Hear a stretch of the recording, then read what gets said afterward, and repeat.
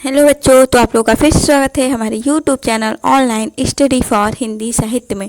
तो बच्चों, आज हम लोग पढ़ने वाले हैं सप्तमः पाठ, पाठ 7, और पाठ का नाम है सुभाषितानि अर्थात सुंदर वचन।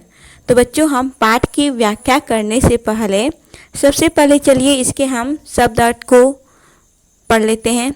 और अगर आप लोगों को ये वीडियो अच्छा लगे तो प्लीज़ वीडियो को लाइक, कमेंट और शेयर ज़रूर कीजिएगा, और साथ साथ में हमारे चैनल को सब्सक्राइब करना न भूलिएगा।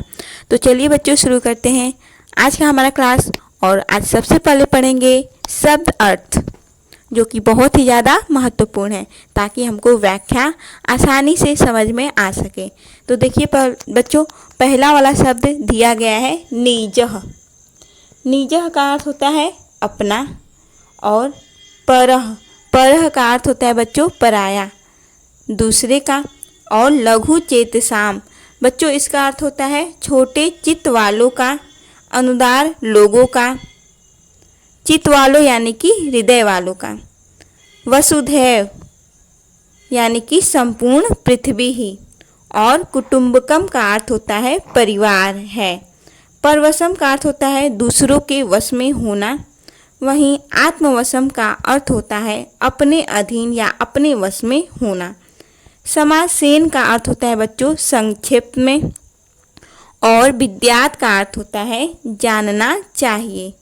समर्थस्य का अर्थ होता है भरे पूरे, सशक्त के लिए। और दीवा का अर्थ होता है बच्चों दिन में। वहीं धीमताम का अर्थ होता है बुद्धिमानों का। और व्यसनेन का अर्थ होता है बच्चों बुरी आदतों के द्वारा। और निद्रया का अर्थ होता है सोने से। कलहेन का अर्थ होता है लड़ाई झगड़े से। और सूचिका का अर्थ होता है सुई। और कृपाणः का अर्थ होता है बच्चों तलवार। वहीं देही नह का अर्थ होता है जीविका। और अविद्यः का अर्थ होता है विद्याहीन। और वपुषा का अर्थ होता है शरीर से।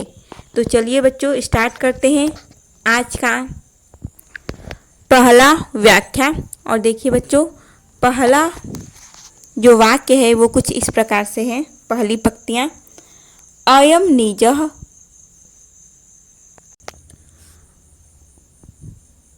परो वेत्ति गणना लघु चेतसाम उदार चरिता नाम तू वसुधैव कुटुंबकम। अयम का अर्थ होता है बच्चों यह। निजम का अर्थ होता है अपना या मेरा। वहीं परो का अर्थ होता है पराया या दूसरों का। और गणना का अर्थ होता है बच्चों गणना या फिर विचार। और लघु चेतसाम का अर्थ होता है छोटे मन वालों का या फिर छोटे हृदय वालों का। वहीं उदार चरिता नाम का अर्थ होता है बड़े हृदय वालों का या उदार हृदय वालों का। और तू यानी कि तो, वसुधैव का अर्थ होता है पृथ्वी। और कुटुंबकम का अर्थ होता है बच्चों परिवार।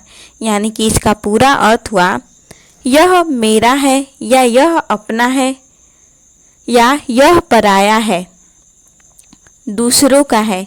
यह विचार छोटे हृदय वालों का होता है। और उदार हृदय वाले लोगों के लिए तो सारी पृथ्वी ही परिवार है। तो बच्चों, चलते हैं दूसरे पंक्तियों की तरफ। दूसरी वाली पंक्तियां हैं बच्चों, सर्व परवशम दुखम सर्व आत्मवशम सुखम एतद् विद्यात् समासेन लक्षणम सुख दुखयो। बच्चों, सर्वम का अर्थ होता है सब प्रकार से।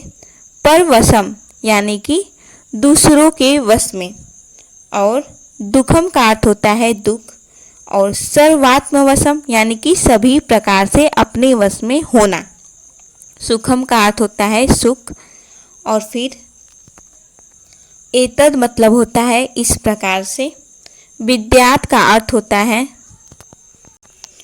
जानना चाहिए। और समासेन का अर्थ होता है संक्षेप में। लक्षणम का अर्थ होता है लक्षण। सुख दुखयो का अर्थ होता है सुख दुख। यानी कि बच्चों इसका अर्थ हुआ सभी प्रकार से, हर प्रकार से दूसरों के वश में रहना दुख है, अपने वश में रहना या होना सुख है। इस प्रकार से इन पंक्तियों में बताया गया है संक्षेप में सुख दुख दोनों के लक्षण। एक बार फिर से देख लीजिए।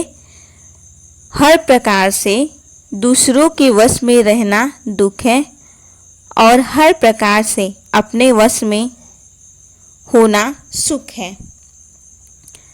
इस प्रकार से बताया गया है संक्षेप में सुख दुख दोनों के लक्षण।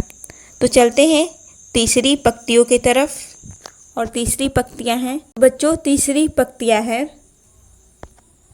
वृथा वृष्टि समुद्रेषु वृथा तृप्तस्य भोजनम वृथा दानम समर्थस्य वृथा दीपो दिवापि च। वृथा का अर्थ होता है बेकार, वृष्टि का अर्थ होता है वर्षा, समुद्रेषु का अर्थ होता है समुद्र में, और तृप्तस्य का अर्थ होता है तृप्त, भोजनम का अर्थ होता है भोजन, दानम का अर्थ होता है दान, समर्थस्य का अर्थ होता है सामर्थ्यवान, शक्तिशाली, और दीपो का अर्थ होता है दीपक, दिवापि का अर्थ होता है दिन में, और च का अर्थ होता है बच्चों और।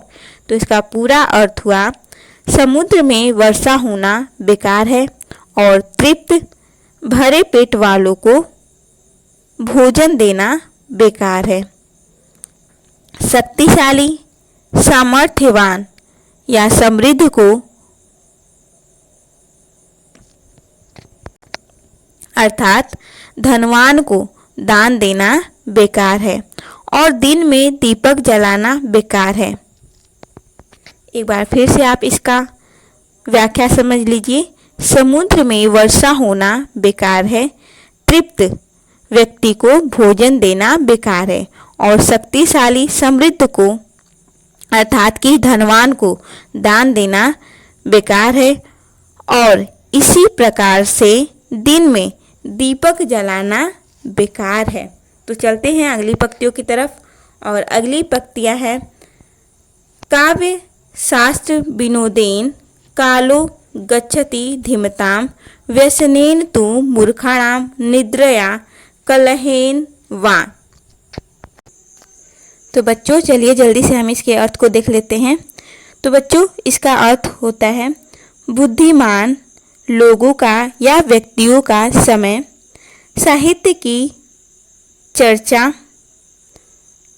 काव्य शास्त्रों, सुंदर शास्त्रों के अध्ययन में या वाद विवाद में यानी कि व्याख्या करने में बीतता है। इसके शब्दों के अर्थ को देखते हैं। काव्य शास्त्र विनोदेन अर्थात काव्य शास्त्र, कालो मतलब समय, गच्छति मतलब जाता है, और धीमताम का अर्थ होता है बच्चों बुद्धिमानों का। और जो दूसरी लाइन में है व्यसनेन यानी कि बुरी आदतों में, मूर्खाराम यानी मूर्खों का, निद्रया यानी कि सोने में, कलहेन यानी कि झगड़ा करने में। तो चलिए इसके पूरे अर्थ को देखते हैं। और देखिए बच्चों दूसरे लाइन का अर्थ है जबकि मूर्खों का समय निद्रा, कलह या झगड़े में बीतता है। एक बार फिर से इसके पूरे अर्थ को देख लेते हैं। बुद्धिमान लोगों यानी कि व्यक्तियों का समय साहित्य की चर्चा यानी कि काव्य शास्त्रों, सुंदर शास्त्रों के अध्ययन या वाद विवाद यानी कि व्याख्या करने में व्यतीत होता है या फिर बीतता है, जबकि जो मूर्ख व्यक्ति होते हैं उन मूर्खों का समय निद्रा, कलह यानी कि बुराइयां करने में या झगड़े करने में बीतता है। तो चलिए हम चलते हैं अगले पंक्तियों की तरफ। और हमारी पंक्तियां हैं बच्चों 5वें नंबर का महानतम प्राप्य सद्बुद्धे सत्यजेन लघु जनम यत्रास्ति सूचिका कार्यम कृपाणः किम करिष्यति। बच्चों इन पंक्तियों में हम पढ़ेंगे कि बहुत बड़े लोगों से संबंध होने पर भी हमें छोटे व्यक्ति से संबंध रखना चाहिए, उनसे अपने संबंध को खराब नहीं करना चाहिए। तो देखिए बच्चों, महानतम इसका अर्थ होता है महान, और प्राप्य का अर्थ होता है प्राप्त। सद्बुद्धि का अर्थ होता है बच्चों सद्बुद्धि। सत्यजेन का अर्थ होता है सच्चे व्यक्ति, और लघु जन्म का होता है छोटे व्यक्ति। यत्रास्ति यानी कि जहाँ पर सूची का कार्यम यानी कि सुई का कार्य, कृपाण यानी कि तलवार, किम मतलब क्या, करिष्यति मतलब करेगा। तो बच्चों इसका पूरा अर्थ हुआ, महान व्यक्तियों को प्राप्त करके भी जो छोटे व्यक्तियों, सच्चे व्यक्तियों का साथ नहीं छोड़ता है, वही सच में बुद्धिमान है। क्योंकि जहाँ पर सुई का काम है वहाँ तलवार क्या करेगी, अर्थात कुछ कार्य ऐसे होते हैं जिनमें तुच्छ व्यक्ति ही सफल हो पाते हैं। एक बार फिर से इसके अर्थ को देख लीजिए, महान व्यक्तियों को प्राप्त करके भी जो छोटे व्यक्तियों, सच्चे व्यक्तियों को नहीं छोड़ता है, वही सच में बुद्धिमान है।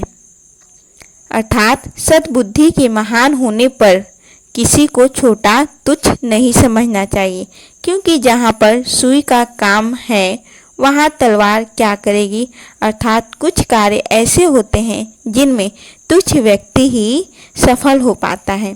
तो चलिए अगले लाइनों की तरफ चलते हैं और देखिए अगली पंक्तियाँ हैं। किम कुलेन विशालेन विद्याहीनस्य देहिनः विद्यावान पूज्यते लोके ना विद्यः परिपूज्यते।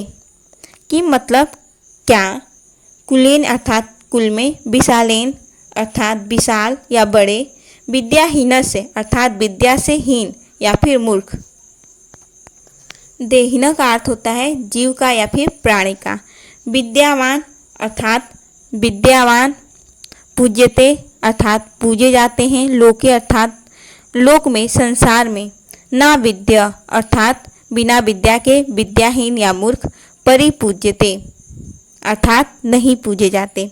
तो बच्चों इसका पूरा अर्थ हुआ,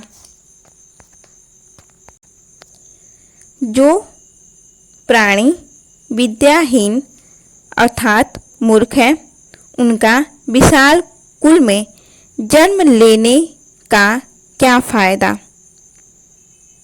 क्योंकि यह संसार विद्वान व्यक्ति की ही पूजा करता है, मूर्खों की पूजा नहीं करता। बच्चों इसको हम इस प्रकार से भी कह सकते हैं कि प्राणी के विद्याहीन होने से बड़े कुल का होने पर कोई भी फायदा नहीं है। अर्थात कितना हो बड़ा कुल हमारा क्यों न हो, अगर हमारे पास विद्या नहीं है तो उसका कोई लाभ नहीं। और विद्यावान की संसार भर में पूजा होती है, लेकिन जो विद्याहीन है उनका पूजा नहीं होता है। तो चलिए हम अगले पंक्तियों की तरफ चलते हैं और हमारी अगली पंक्तियां हैं बच्चों। वेसेन वपुषा वाचा विद्यया विनयेन च वकारे पंचभियुक्तो नरो भवति पूजितः। वेसेन का अर्थ हुआ वेशभूषा, वपुषा अर्थात शरीर, वाचा अर्थात वाणी, विद्या का मतलब अर्थ हुआ विद्या, विनयन का अर्थ हुआ विनय, च का अर्थ हुआ और, वकारह का अर्थ हुआ वकार, पंचभिर्युक्ता का अर्थ हुआ पांच, नरो का अर्थ हुआ मनुष्य, भौतिक का अर्थ होता है, भौतिक का अर्थ है बच्चों होता है, और पूजितः का अर्थ होता है पूजा होती है। तो चलिए इसके अर्थ को समझ लेते हैं। सुंदर या अच्छे वेशभूषा, वपुषा अर्थात की शरीर से, वाणी अर्थात वाणी से, और विद्यया अर्थात विद्या ज्ञान से, और विनयंचा अर्थात की और विनय से, वकारे अर्थात वकारों से, पंच भीर्युक्ता अर्थात इन पांचों से युक्त, नरो अर्थात मनुष्य, और भवती का अर्थ होता है और पूजितः अर्थात पूजे जाते हैं। तो पूरा अर्थ हुआ बच्चों, अच्छे सुंदर वेश, वपुषा अर्थात की शरीर से, और मधुर वाणी से, और विद्या ज्ञान और विनय, इन पांचों वकारों से युक्त मनुष्य की पूजा होती है, अर्थात वह सम्मानित होता है। एक बार फिर से इसके अर्थ को देख लीजिए। अच्छे वेशभूषा, शरीर, वाणी, विद्या और विनय, इन पांचों वकारों से युक्त मनुष्य की पूजा होती है, अर्थात वह सम्मानित होता है। तो चलिए हम अब इसके प्रश्न और उत्तर को जान लेते हैं। और प्रश्न है क नंबर का, उदार चरिता नाम कृते संपूर्णा वसुधा किम अस्ति। उदार चरित्र वालों के लिए संपूर्ण पृथ्वी क्या है? तो कुटुंब अर्थात की परिवार है। ख नंबर का प्रश्न है, अयम निज परो वेत्ति कह गढ़यति। तो इसका उत्तर हुआ लघु चेतसाम, अपना और पराया। इसका गणना कौन करता है या इसका विचार कौन करता है? तो छोटे हृदय वाले। ग नंबर का क्वेश्चन, समुद्रेषु वृष्टि कीदृशी भवति। समुद्र में वर्षा होना कैसा है? तो वृथा अर्थात बेकार है। घ नंबर का प्रश्न है, विद्वान कुत्र पूज्यते। तो लोके, संसार भर में विद्वान पूजे जाते हैं। और प्रश्न संख्या 3 है बच्चों। 3 नंबर का प्रश्न है, क सुख दुखयो किम लक्षणम अस्ति। सुख दुख के क्या लक्षण हैं? तो सर्वात्मवशम सुखम, सर्व परवशम दुखम लक्षणम अस्ति। ख नंबर का प्रश्न है, पंचवकारा के संति। पंचवकार बताने हमको, तो वेश, सह, वपुषा, वाचा, विद्यया, विनयम च पंचवकार संति। ग नंबर का प्रश्न है, धीमताम काल कथम गच्छति। तो इसका उत्तर हुआ धीमताम काल काव्य शास्त्र विनोदेन गच्छति। बुद्धिमानों का समय काव्य शास्त्र या अच्छे शास्त्रों के व्याख्या करने में व्यतीत होता है। और घ नंबर का है, दीपः वृथा कदा भवति। तो उत्तर होगा दीपः वृथा दिवसे भवति। दिन में दीपक जलाना बेकार है। प्रश्न संख्या 4 नंबर का है, लघु चक्र मध्ये चत्वारि क्रियापदानि सन्ति तानि द्विधा द्विचक्र स्थवाक्यांश प्रयुज्य सार्थक वाक्यानि रचयत। जो ये चक्र में 4 शब्द दिए गए हैं, इनसे हमको वाक्यों को पूरा करना है। तो चलिए देखते हैं इसके उत्तर को। तो देखिए बच्चों, पहले नंबर पे है उत्तर इसका, सर्वम परवशम दुखम भवति। दूसरा, मूर्खाणाम काल व्यसनेन निद्रया कलहेन वा गच्छति। विद्यावान लोके पूज्यते, समुद्रेषु वृष्टि वृथा भवति। सर्वम आत्मवशम सुखम भवति। काव्य शास्त्र विनोदेन धीमताम कालः गच्छति। वकारे पंचभिर्युक्तो नरः पूजितः भवति, न मूर्खः पूज्यते।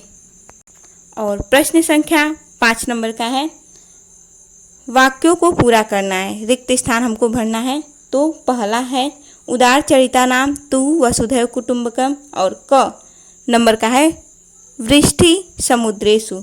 तो बच्चों इसमें भराएगा क में वृथा।